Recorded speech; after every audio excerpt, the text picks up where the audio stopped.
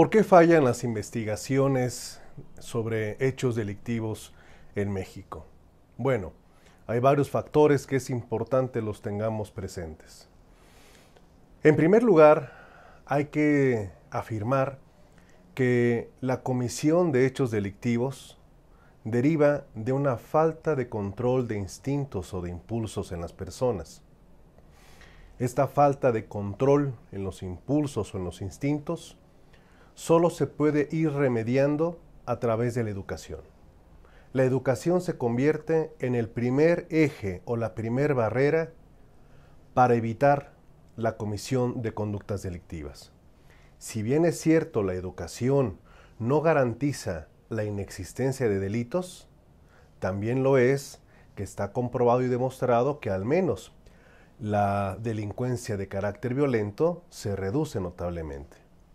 Un ejemplo, Finlandia tiene uno de los más altos estándares en niveles educativos y solo un homicidio al año.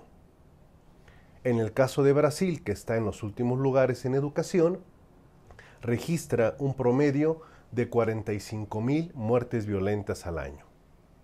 México, pues se encuentra en la nada honrosa posición media, con bajos índices educativos y con un alto nivel de violencia. Ahora bien, ¿a quién le corresponde prevenir los delitos? Principalmente a instituciones que tienen que ver con el aspecto social, con el aspecto económico y con el aspecto laboral. Solo la conjunción de este tipo de autoridades, con políticas claras, definidas y decididas, se puede ir construyendo otra barrera para prevenir todo tipo de conductas delictivas.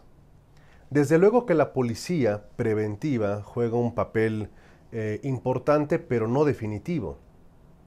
La policía preventiva solo puede hacer una prevención situacional, es decir, si de casualidad circula por algún lugar donde se iba a cometer el delito, eso puede disuadir su comisión.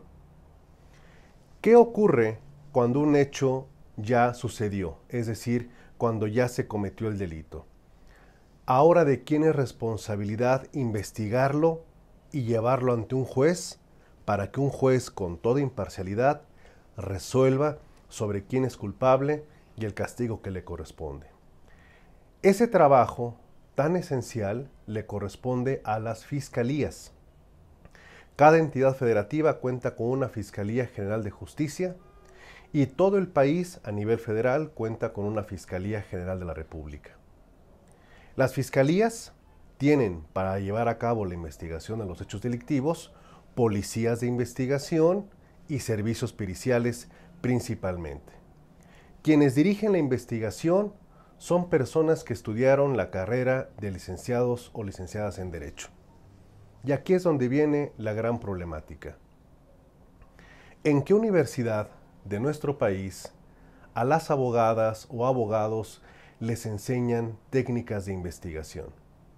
Y no me estoy refiriendo en lo absoluto a técnicas de investigación bibliográfica, sobre cómo ir a una biblioteca, cómo citar un libro. No. Técnicas de investigación sobre hechos pasados. En ninguna plantilla curricular o tira de materias de las universidades que existen en México, a las alumnas o alumnos se les enseña algo similar. Cuando salen de la profesión y comienzan a buscar alguna opción laboral, hay quienes deciden por convicción y otros porque no tienen más opción, ingresar a las filas de las fiscalías. Las fiscalías les dan un curso muy breve sobre el proceso penal. Y una vez que han acreditado las materias y los exámenes de control de confianza, entran a dirigir una investigación.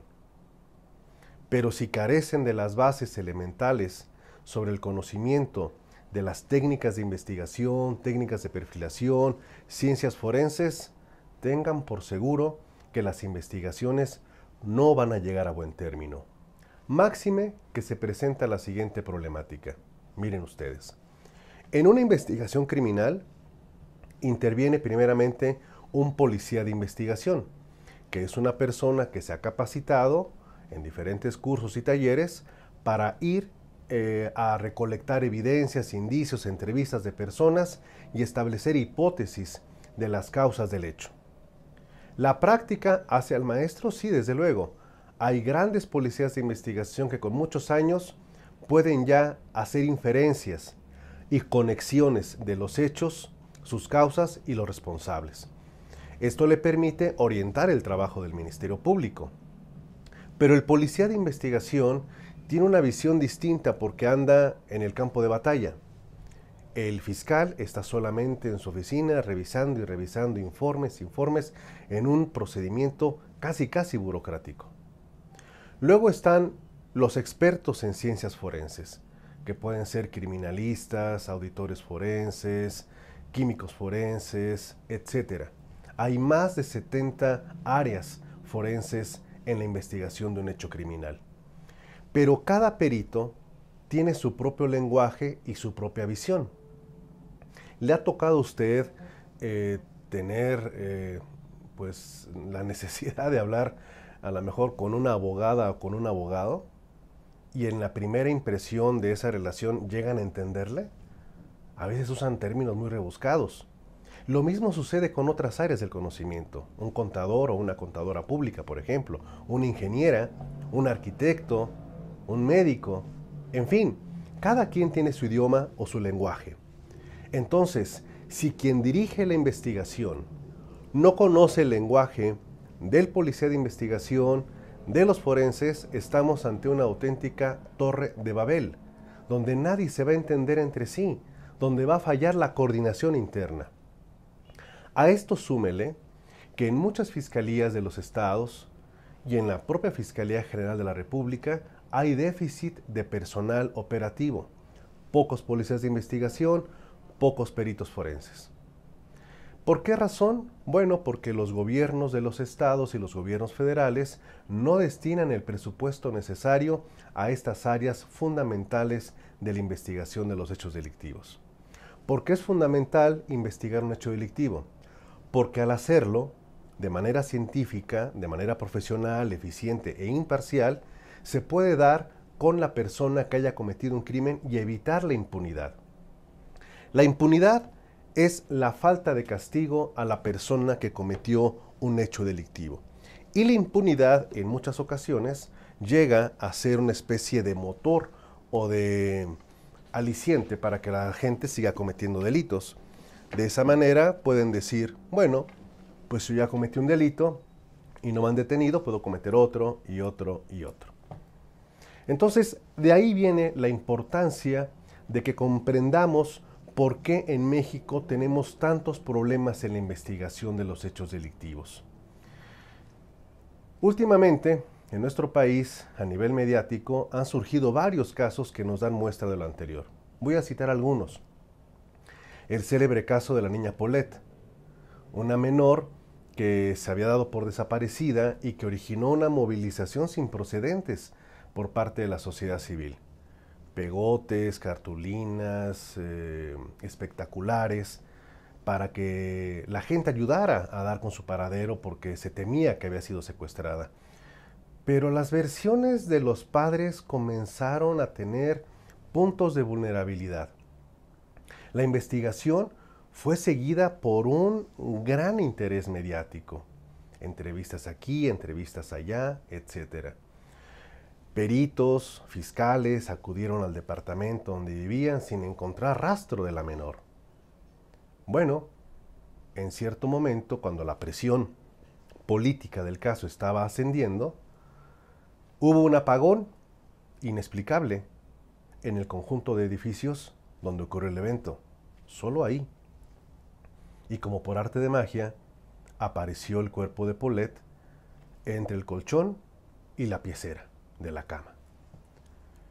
Se dijeron, bueno, pues ya encontramos, había sido un descuido, habíamos entrado a buscar, no la encontramos, etc., etc. Pero les voy a compartir algo. El cuerpo de la pequeña Paulette presentaba maceración en la piel. Permítame ser un poco más comunicativo. Tenía la piel de pasita. ¿Qué nos pasa cuando estamos mucho tiempo en el agua, en la alberca? Se nos arruga la piel. Así se encontraba. el cuerpo de ella. Y la posición que originalmente había tenido su cuerpo permitía demostrar que había estado durante largo tiempo boca arriba. Se dice decúbito dorsal, pero bueno, estos son temas muy técnicos. Aquí lo que quiero es que haya mucha comprensión. ¿Cómo se logra saber que una persona ha estado mucho tiempo en boca arriba cuando ya falleció? Porque el asentamiento de los líquidos, sobre todo la sangre, generan manchas en la parte de la espalda. Y según el descubrimiento que se había hecho de Paulette, esta se encontraba de lado. Entonces, si así hubiera sido, la coloración o el recargo de los líquidos tendría que haber sido en su costado izquierdo. Y no había absolutamente nada de eso, sino que todo estaba en la espalda y además con las huellas evidentes de que había permanecido mucho tiempo durante mucho tiempo bajo el agua. ¿Habría estado en una tina con hielos? Es una de las hipótesis que jamás se investigó. Otro de los casos que han sacudido la conciencia de las personas es el caso Ayotzinapa, los 43 estudiantes desaparecidos. Hasta el día de hoy no podemos saber qué es lo que realmente sucedió con esos jóvenes estudiantes. ¿Están vivos? ¿Siguen desaparecidos? ¿Los quemaron en el basurero de Cocula? ¿Los enterraron en otra parte? Todo ello derivado de una pésima investigación, de una pésima intervención de los gobiernos del Estado, el gobierno federal y una actuación completamente ilícita de las autoridades. Les voy a dar un ejemplo de este caso de Ayotzinapa. La Policía Federal llevó a cabo la detención de unas personas de la siguiente manera. Dicen los policías federales que iban en su labor de patrullaje en Cuernavaca, Morelos, cuando a distancia pudieron ver que en un estacionamiento de una plaza comercial había una camioneta con personas en actitud sospechosa. Hago un paréntesis. Siempre se habla de personas en actitud sospechosa. ¿Qué es sospechoso? ¿Quién es sospechoso? ¿Por el color de piel? ¿Por tatuajes? ¿Por la forma de caminar? ¿Por la forma de vestir? ¿Por la forma de hablar? Eso es todo un tema. Cierro el paréntesis. Dicen los policías, entonces llegamos a esa camioneta, nos identificamos como policías federales ministeriales y les dijimos que íbamos a revisar el vehículo. Y nos dijeron que sí, que adelante, que venían armados, pero que también querían aprovechar la oportunidad para comentarles a los policías federales ministeriales que ellos habían participado en la desaparición y ejecución de los estudiantes de Ayotzinapa. Vaya, eso sería así como una especie de sacarse la lotería, ¿no? Bueno, esto ocurrió a las 12 del día. 12 del día en una plaza comercial de Cuernavaca, Morelos. Entonces los detienen y los trasladan a la Ciudad de México, a las oficinas centrales que en aquel tiempo tenía la PGR allá por el Paseo de la Reforma, en la zona norte. Bueno, ¿cuál es el trayecto promedio, o mejor dicho, cuál es el tiempo promedio de un trayecto de Cuernavaca hacia Paseo de la Reforma? ¿Le gusta a usted poner como máximo 2 horas? ¿2 horas? ¿O 2 horas y media si gusta? Bueno, ok. Los detenidos llegaron a la PGR a las 11 de la noche. Todos golpeados, todos torturados. Y la excusa que puso la Policía Federal Ministerial es que una de las unidades en las que se trasladaban tenía sobrecalentada la máquina.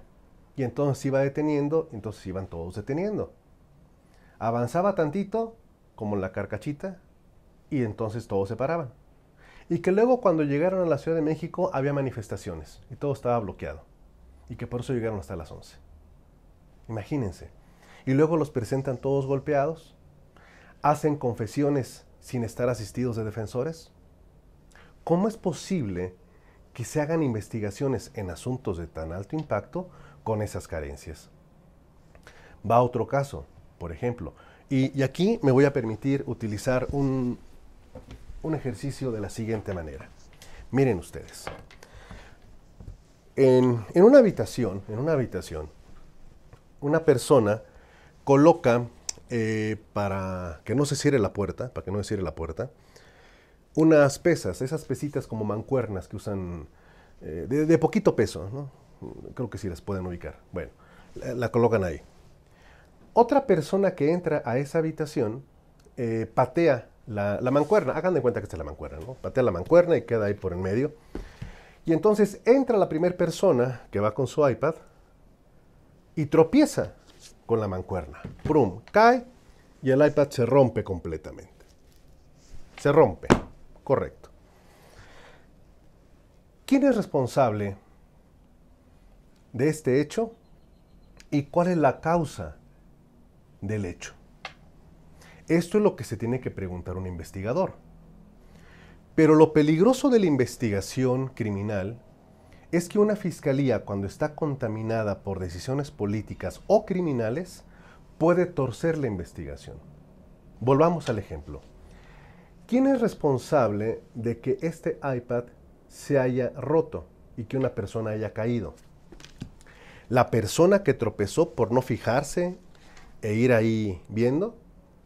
¿O fue la persona que pateó la mancuerna y la dejó a mitad de camino? ¿O fue quien compró la mancuerna? O peor aún, fue quien diseñó la mancuerna. El poder de la fiscalía puede llevar a una cadena arbitraria para querer jalar a todos y decir todos son responsables. Cuando esto no es así. Cuando esto no es así. Por eso es lo peligroso de una investigación criminal con intereses políticos o con intereses criminales. Es el ejemplo de la línea 12 del metro.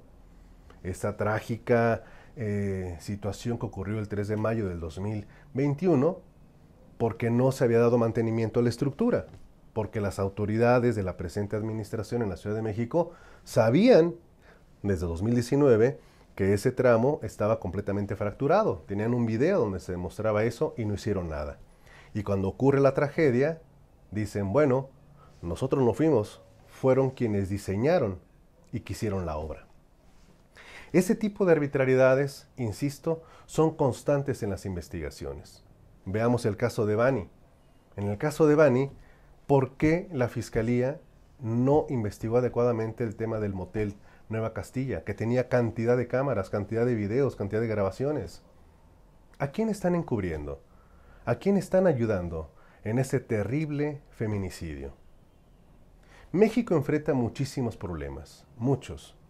Pero nosotros como sociedad debemos estar conscientes, insisto, que la prevención del crimen corresponde a la educación y a sectores que tienen que ver con lo económico, con lo social, con el tema laboral. Que la policía preventiva tiene limitadas capacidades, pero que cuando se comete un delito, las fiscalías tienen que dar todo de sí para poderlo esclarecer y que no haya impunidad. Tenemos que levantar la voz para exigir a quienes ejercen el poder que piensen y que aprendan cómo funciona este sistema. Que haya modificaciones en los planes de estudio de las facultades de Derecho para que todos quienes estudian esas carreras tengan nociones mínimas de cómo hacer una investigación y que no tengan que aprenderlo echando a perder casos tan relevantes. Que aquellas personas que no cumplen con esos perfiles, pues que se dediquen a trabajar en otras áreas del gobierno, pero no en las fiscalías, porque resolver un crimen es un asunto de vital importancia para la sociedad, pero principalmente para las víctimas y sus familiares. Muchísimas gracias.